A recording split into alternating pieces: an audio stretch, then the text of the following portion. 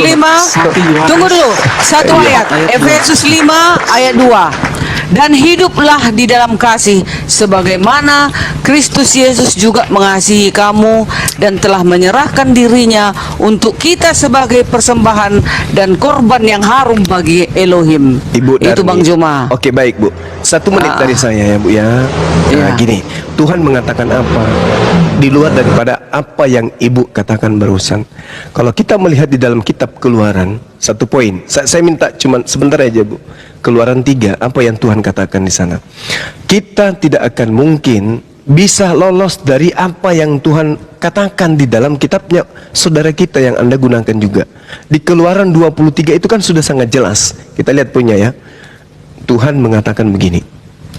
Nomor 7-nya dia katakan gini. Orang yang tidak bersalah dan orang yang benar tidak boleh kamu bunuh. Ini perintah. Ini perintah Tuhan. Ini kitabnya Nabi Musa. Orang yang tidak bersalah, orang yang benar tidak boleh kamu bunuh. Makanya orang Yahudi tidak beriman kepada pembunuhan terhadap manusia Yesus. Hanya kalian yang menjadi pengikut orang Roma yang menjadi korban dari Paulus, yang menjadikan pembunuhan itu justru sebagai sesuatu kebenaran. Tapi Tuhan justru menganggap itu kekejian. Haruslah kau jauhkan dirimu dari perkara bohong. Orang yang tidak bersalah dan orang yang benar tidak boleh kau bunuh. Sebab aku tidak akan membenarkan orang yang bersalah. Jadi orang-orang yang membunuh, yang memperkosa, merampok, meskipun dia mengatakan Yesus mati di atas tiang salib untuk menanggung dosaku, menebus dosaku, mendamaikan dosaku, Tuhan mengatakan enak kali kau, aku tidak akan pernah membenarkan engkau wahai pendosa dengan mengorbankan orang yang jujur. Nggak mungkin. Ini dalil, suap janganlah kau terima, sebab suap membuat buta mata orang-orang yang melihat dan memutarbalikkan perkara orang yang benar. Ini masa nggak sampai ke sana kita, pemahaman kita. Memutarbalikkan perkara orang-orang yang benar. Yesus orang benar diputar. Oh, dia yang harus mati menanggung dosa kita dan seterusnya. Padahal Yesus datang mengajarkan Taurat. Di Matius 8:4 perintahnya, persembahkanlah persembahan yang diperintahkan oleh Nabi Musa. Nah, kemudian itu yang pertama.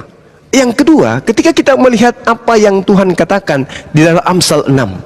Saya baca, 6 perkara ini yang dibenci Tuhan. Bahkan 7 perkara yang menjadi kekejian bagi hatinya. Yang pertama, mata sombong. Apa mata sombong itu? Mata yang aku membaca kitabnya Yahudi.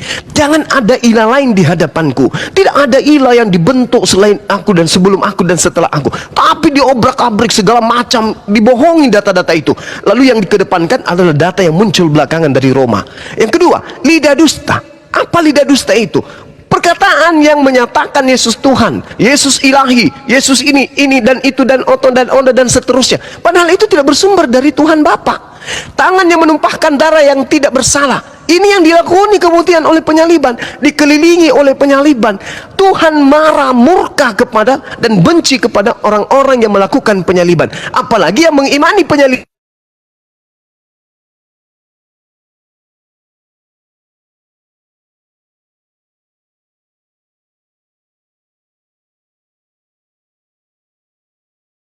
Kepada Yudas, apa rencananya? Dia ingin supaya Yesus itu mati, supaya setelah mati ada penerusnya mengajarkan ke dunia bahwa yang mati itu adalah Tuhan untuk menebus dosa manusia. Sehingga apa yang terjadi? Diputar balik. Kaki yang segera lari menuju kejahatan. Coba lihat, berlomba-lomba saudara-saudara Kristen lari menuju kepada konsep penyaliban itu. Padahal itu tidak pernah diajarkan. Justru Tuhan menghalangi itu. Jangan ada penyaliban. Jangan kau bunuh orang yang tidak bersalah, sebab aku tidak akan melakukan pembenaran terhadap orang-orang yang bersalah. Masakan penebusan Anda korbankan orang yang benar demi orang-orang yang pemburit, orang yang kemudian membunuh, memperkosa, membunuh ayahnya, membunuh ibunya, begitu percaya kepada Yesus mereka diselamatkan? Tidak mungkin. Lalu dikatakan lagi, orang saksi dusta, seorang saksi dusta yang menyembur-nyemburkan kebohongan. Nah, ini dia. Siapa yang menyembur-nyemburkan kebohongan itu? Dia menebus dosa, dia mati, dia mengandung dan seterusnya. Itu Karena dusta diulang-ulang terus secara sistematis, kemudian diajarkan membudaya mendarah daging. Dusta itu dianggap sebagai sebuah kebenaran. Lalu kenapa tidak menatap kepada orang yang di mana kejadian itu terjadi, bangsa di mana di tengah-tengah mereka kejadian itu terjadi? Kenapa mereka tidak melakoni iman yang sama seperti saudara-saudara? Yang terakhir, yang menimbulkan pertengkaran saudara, coba lihat. Orang Yahudi bertengkar dengan orang Kristen, Farisi, Saduki, imam-imam kepala, Paulus bertengkar semua karena kasus ini. Makanya di dalam Kisah Para Rasul 25 nomor 19, mereka berselisih paham tentang seseorang yang bernama Yesus. Ada yang berkata dia sudah mati, ada juga yang berkata dia masih hidup. Ini akibatnya. Jadi tidak ada kebenaran. Cuman kalau seperti yang disampaikan Ibu Darni, oh, sebenarnya kami Kristen ini enak kali karena dosa kami. Iya, emang. Makanya tadi saya menekankan kepada kemanusiaan Yesus. 3 kali kalian dosa-dosa orang-orang yang membunuh anaknya, membunuh ibunya, karena datang kepada Yesus, dosanya ditanggung Yesus. Enak kali enggak? Dosa tanggung masing-masing. Berapa banyak kemudian data di dalam perjanjian lama, perjanjian baru, dosa tanggung masing-masing. Tuhan memberikan solusi, kita bertobat. Yeskiel 18 sampai 20. Bertobat. Aku akan membangkitkan pelaku dosa untuk mempertanggungjawabkan dosanya, dan aku akan membangkitkan orang yang benar untuk mendapatkan kebahagiaan dari kebenarannya. Orang bersalah tidak menanggung, orang bapa tidak menanggung anak, anak tidak menanggung, masing-masing kita. Makanya dikatakan datang Yesus kemudian nanti di hari kebangkitan atau di hari penghakiman atau di hari di penghujung hari dunia ini, ya, di hari penghakiman, dia akan menghakimi dan memberikan upah sesuai dengan perbuatan. Dia akan menghakimi. Yuk menyembahku, siapa yang ajarkan? Kau ke neraka. Yuk menjadikan aku sebagai nabi, siapa yang ajarkan? Kamu masuk ke surga. Itu maksudnya.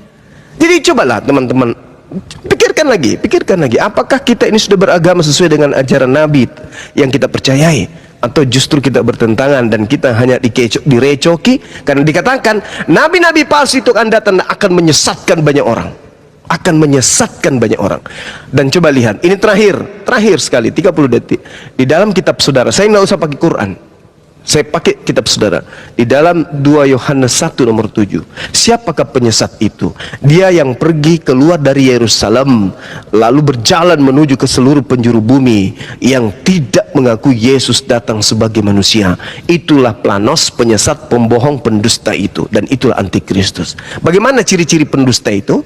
Ciri-ciri pendusta itu, apa yang bicarakan mulutnya tidak sesuai dengan hatinya. Nah, sekarang mari kita uji. Yesus menurut saudara-saudara itu manusia atau Tuhan? Mulut kalian aku mengatakan dia manusia, dia datang sebagai manusia, tapi hati kalian gimana? Pikiran kalian gimana? Sesuai enggak? Tidak. Dalam hati kalian itu bahkan kalian ungkapkan, tapi sekarang dia adalah Tuhan. Nah, ini planos. Ini planos namanya. Lain di mulut, lain di hati. Munafik. Makanya Yesus mengatakan dalam Matius 23 nomor 15, celakalah engkau wahai ahli Taurat, celakalah engkau orang Farisi, celakalah engkau orang munafik. Engkau menyeberangi lautan, menjelajahi daratan, mentobatkan orang di luar daripada Yerusalem, masuk menjadi pengikutmu. Setelah menjadi pengikutmu, kau jadikan dia menjadi orang neraka dan 2 kali lebih jahat daripada engkau sendiri. Berarti lebih munafik lagi.